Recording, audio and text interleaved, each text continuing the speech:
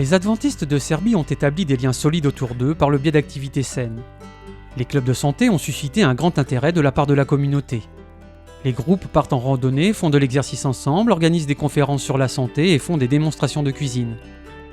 Sans ces activités, il est probable que les participants ne rencontreraient jamais un adventiste ou n'auraient jamais de contact avec le message adventiste. Ici, il est important de nouer d'abord des liens d'amitié, puis de dire qui vous êtes. Sinon, ils vous rejetteront dès le départ. La connexion personnelle est la manière dont Jésus exerçait son ministère lorsqu'il était sur terre. Ses membres d'Église suivent donc son exemple en appliquant la méthode du ministère du Christ. C'est la clé pour établir des relations, en particulier dans les villes en expansion comme Belgrade, où les gens ont tendance à rester centrés sur leur propre vie. C'est une communauté qui vit dans de grands immeubles. Il y a beaucoup de gratte-ciel de 13 étages ou plus. Un grand nombre de personnes y résident. C'est une grande zone à atteindre. Beaucoup ne savent rien de Dieu et ne sont pas très croyants. Les gens ne veulent rien entendre au sujet de Dieu. Nous vivons aujourd'hui dans des sociétés où personne ne veut connaître Dieu. Il est difficile d'en parler avec eux car ils ne savent pas ou ne veulent pas savoir qui est Dieu. C'est un grand défi à relever ici. C'est un pays laïque. Il y a quelques années encore, le quartier connu sous le nom de Novi Belgrade n'avait pas d'église adventiste. Chaque fois que les membres de l'église qui vivaient dans cette partie de la ville voulaient se réunir, ils devaient effectuer de grandes distances pour se rendre à l'église la plus proche.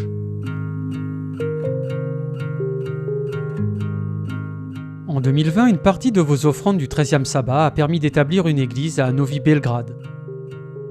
Ils ont pu obtenir un espace à 2 niveaux et sont en train de rénover le niveau inférieur pour en faire un centre d'influence urbain. Cela signifie beaucoup pour nous car nous avons nos propres services. Nous pouvons inviter des amis. L'installation est très bonne et nous sommes très reconnaissants à Dieu qu'il y ait 2 niveaux. Au niveau supérieur, où nous nous trouvons actuellement, se déroulent les services. Et la partie inférieure est vraiment très pratique pour diverses activités. Ce sera bientôt un centre d'influence et nous allons avoir des clubs de santé ici. Nous allons enseigner aux personnes comment cuisiner des aliments sains et peut-être une sorte d'artisanat. L'artisanat est très apprécié ici, comme la fabrication de savons à partir d'ingrédients sains, ainsi que le découpage et le piquage.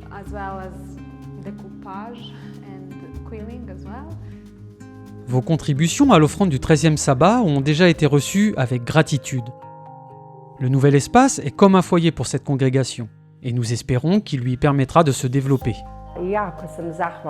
Je suis très reconnaissante à tous les frères et sœurs du monde entier, ceux qui nous ont aidés.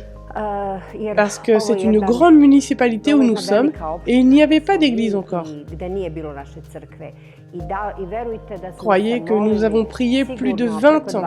Nous avons prié pour avoir cette église. Et c'est pourquoi nous sommes aussi prêts à donner nos offrandes à ceux qui ont besoin aussi d'avoir leur propre église. J'ai tellement de gratitude. Merci.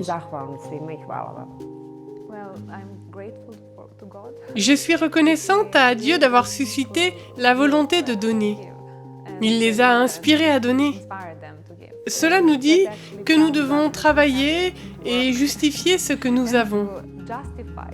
Nous prions pour que Dieu nous utilise là où nous sommes et qu'il remplisse ce bâtiment pour que nous en trouvions un autre.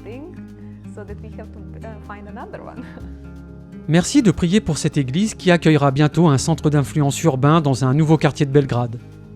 Merci pour l'offrande du 13e sabbat en 2020 et d'avoir fait du rêve de cette congrégation une réalité.